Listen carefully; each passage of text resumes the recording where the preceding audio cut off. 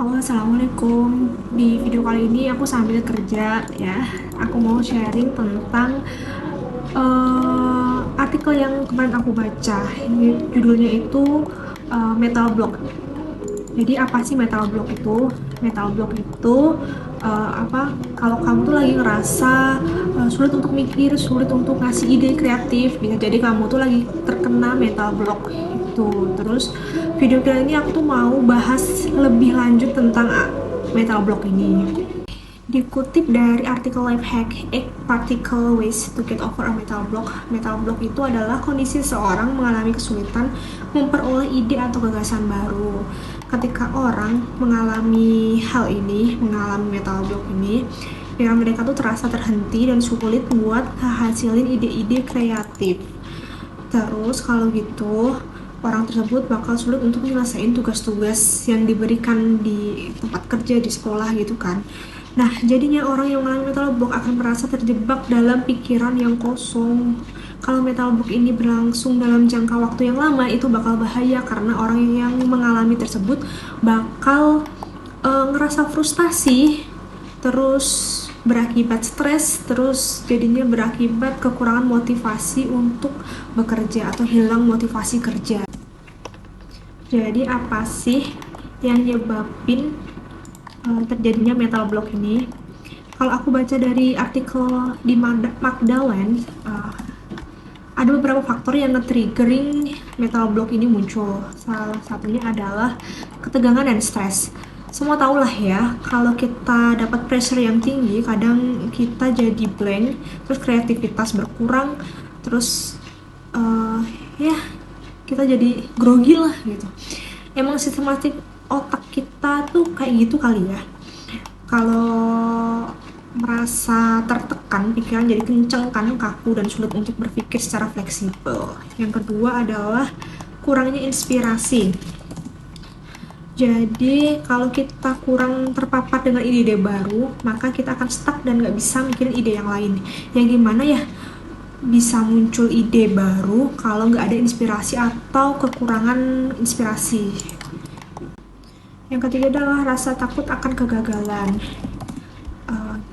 Kalau udah takut sama gagal, maka bakal sulit buat mencoba hal-hal baru, sulit buat nyoba something new. Kalau udah takut mencoba, maka akan menghambat kreativitas kan tentunya. Habis itu kalau udah menghambat kreativitas, ya udah itu muncullah mental block. Terus yang kelima adalah gangguan konsentrasi. Gangguan konsentrasi ini dapat berupa gangguan dari lingkungan sekitar, seperti gangguan adanya bunyi-bunyi asing, terus gangguan terhadap bau yang nggak enak kan pasti bikin kita bad mood, terus jadi malas mikir gitu. Terus juga apa ya, dan lain-lain lah. Terus gangguan dari diri kita juga bisa kayak masalah pribadi bakal ngaruhin kita semangat untuk berpikir atau enggak gitu. Kalau kita nggak fokus pastilah kita jadi males buat mikir. Sekarang gimana cara kita tahu kalau kita tuh sedang mengalami mental block? Apa aja tanda-tanda kalau kita itu sedang mengalami mental block itu? Satu, pastinya kesulitan menghasilkan ide-ide baru gitu. Merasa terjebak di pikiran yang kosong, terus kesulitan menyelesaikan tugas, ketidakmampuan untuk berpikir secara fleksibel, terus apalagi ya, rasa kurang kreatif atau kehilangan minat gitu. Untuk mengatasi mental block ini, mungkin aku bisa berbagi tips bagaimana aku escape dari mental block ini. Oke, kadang kita jenuh sama pekerjaan sehingga mengakibatkan mental block.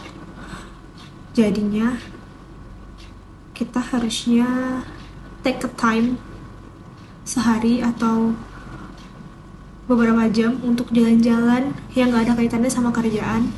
Terus kita jalan-jalan aja, seneng-seneng aja tanpa mikirin kerjaan, sehari aja. Nanti otak kita jadi fresh lagi. Istilahnya waktu kita jalan-jalan itu meremajakan pikiran kita. Yang kedua adalah berolahraga.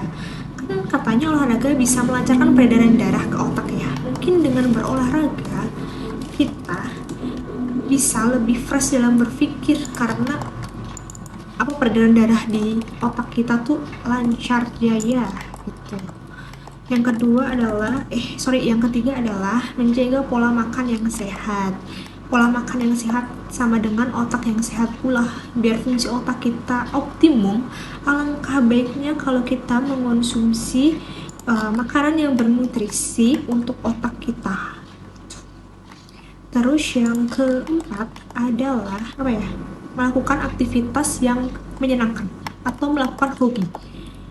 Cari hobi yang positif, yang bisa nyenengin hati kita, kayak membaca buku, nonton film, terus dengerin musik, terus apa lagi ya, pokoknya yang bisa bikin quick escape dari pekerjaan. Terus yang kelima adalah mengubah lingkungan kerja kita. Kalau kita jenuh sama pekerjaan, coba mengatur desk kamu lagi, menata ulang meja kerja kamu lagi supaya dapat suasana yang baru. Atau mungkin mencoba untuk work from cafe sekali-sekali, atau kerja di perpustakaan, pokoknya di tempat yang baru yang sekiranya bisa bikin otak kita tuh fresh gitu. Oke, tadi sampai kelima ya, berarti yang keenam itu yang bisa aku kasih tahu ke kalian adalah caranya berdiskusi dengan orang lain. Kenapa berdiskusi dengan orang lain? Karena itu dapat membantu kita mendapatkan perspektif atau point of view baru dari orang lain, terus memicu ide-ide yang baru juga. Yang ketujuh adalah menggunakan teknik relaksasi. Mungkin kita bisa menyisihkan waktu kita dalam sehari untuk belajar meditasi atau pernafasan gitu yang bikin rileks otak kita.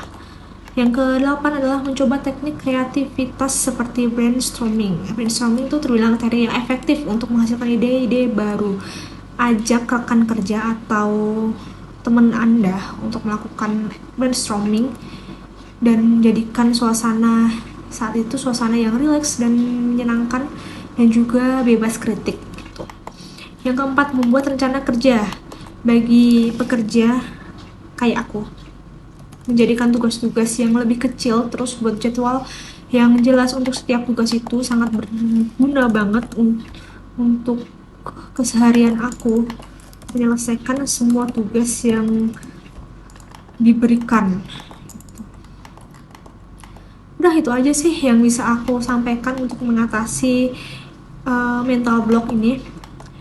Semoga setelah ini kita semua tuh jadi gampang out dari kondisi mental block. Terus ingat untuk ngasih waktu istirahat pada pikiran kita, jaga kondisi tubuh, dan juga jangan lupa untuk jaga kondisi otak kita dan kewarasan kita, dan juga cari inspirasi dari lingkungan sekitar kita. Oke, see you, bye-bye.